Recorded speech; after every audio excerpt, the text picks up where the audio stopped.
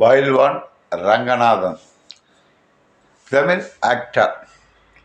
இவரை பற்றி உங்களுக்கு தெரியுமா? எனக்கு பிடித்த நடிகர். அதாவது பயில்வான் ரங்கநாதன் பல காமெடி ஆக்டர், பெரிய பலம் உள்ளவன். அதாவது யூடியூப்னு ஒன்று ஆரம்பித்து அந்த கண்டென்ட்டை போடணுன்னா அவங்களுக்கு தனித்திறமை வேண்டும். அவங்களுக்கு தெரிஞ்ச விஷயத்தை தான் போட முடியும். இதில் என்ன தவறு இருக்குது? அவர் எம்ஜிஆர் காலத்திலேருந்து பத்திரிகை நிருபர். இந்த சினிமா திரை உலகிலே தமிழ் நடிகன் எல்லாரை பற்றியும் அவருக்கு தெரியும்.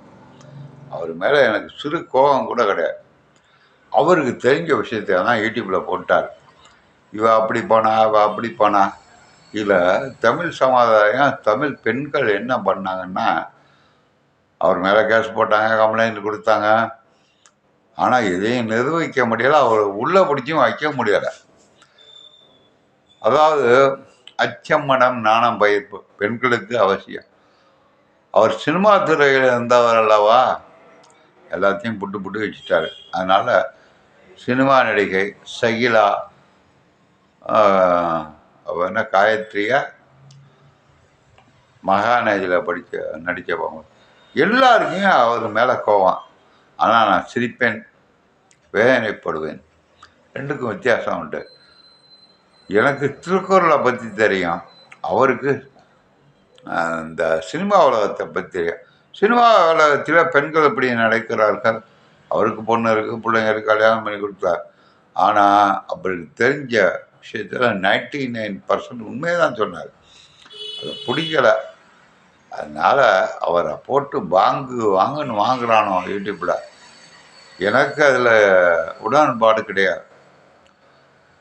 நான் உண்மையானவள் எவ்வளோச்சும் நிரூபிச்சிருக்காளா? உனக்கு என்ன? ஐயோ, அவரை பேசுகிற பேச்சு எனக்கே தாங்க முடியாது. ஒரு பொம்பளை கேட்குறா, நான் எப்படி வேணாலும் படுத்து கிடப்பேன், அம்மனமாக படுத்து கிடப்பேன், உனக்கு என்னையா அப்படிங்கிறா. பெண்கள் பேசும் பேச்சே இது கிடையாது. அச்சம், மடம், நாணம், பயப்பெல்லாம் தொலைஞ்சிடுச்சு எப்பயோ.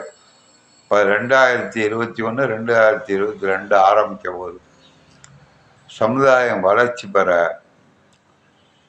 பெண்கள் எவ்வளவு அசிங்கமாக பேசணுமோ அப்படி பப்ளிக்கில் யூடியூப்பில் பேசுகிறாளுங்க.